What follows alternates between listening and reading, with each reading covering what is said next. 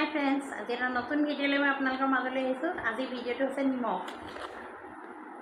আজি দুপৰীয়া সাজত মই কিমান নিমখ ব্যৱহাৰ কৰিছিলোঁ আপোনালোকক দেখাইছোঁ। এয়া হৈছে দাইলত দিয়া নিমখ, এয়া হৈছে মাংসৰ জোলত দিয়া নিমখ, এয়া হৈছে মাছৰ তৰকাৰীত দিয়া নিমখ, এয়া হৈছে মিঠা চব্জিত দিয়া নিমখ, এয়া হৈছে চালাডত দিয়া নিমখ। আৰু ইয়াৰ উপৰি কি হয়, নেমু টেঙা জলকীয়া অকণমান হ'লে নিমখ লগাই খোৱাটো সকলোৰে অভ্যাস নহয় জানো? আমিও ভাল পাওঁ খাই। এতিয়া চাওকচোন, এটা সাজতে আমি কিমান নিমখ আমি ব্যৱহাৰ কৰিছোঁ। এতিয়া নিমখে কি কৰে, নিমখে তেজ পানী কৰে, দ্বিতীয়তে নিমখে ব্লাড প্ৰেছাৰৰ পৰিমাণটো বঢ়ায়। গতিকে আমি ব্লাড প্ৰেছাৰৰ পৰা বিশেষভাৱে ৰক্ষা পাবলৈ হ'লে আমি নিমখৰ পৰিমাণটো কমাবই লাগিব। গতিকে আমি কি কৰিব লাগিব, যিবিলাক আমাৰ খোৱাৰ আইটেমবিলাক আমি কমকৈ ৰান্ধিব লাগিব।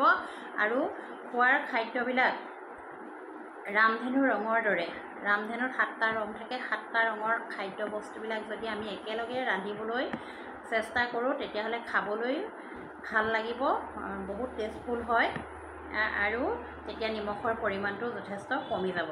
আমি এটা কথা লক্ষ্য ৰাখিব লাগিব যে খোৱাৰ খাদ্যৰ কি হ'ব লাগিব, সুষম আহাৰ হ'ব লাগে। মাছ, মাংস, গাখীৰ, কণী, সেউজীয়া শাক পাচলি, তেল প্ৰচুৰ পৰিমাণে থাকিব লাগিব আৰু তেতিয়াহে সুষম আহাৰ হয়। গতিকে আমি ৰামধেনু ৰঙৰ দৰে আমাৰ খাদ্যবস্তুবিলাক যদি আমি ৰান্ধি খাওঁ, তেতিয়াহ'লে আমি সুস্বাস্থ্যৰ গৰাকী হ'ব পাৰিম। নিমখৰ পৰিমাণটো তেতিয়া কমি যাব, আইটেমটো কমি যাব। গতিকে আহকচোন, আমি সকলোৱে মিলি সুস্বাস্থ্যৰ গৰাকী হওঁ আৰু নিমখৰ পৰিমাণটো কমাই আমি ব্লাড প্ৰেছাৰৰ পৰা সকলো ৰক্ষা পাওঁ। ধন্যবাদ।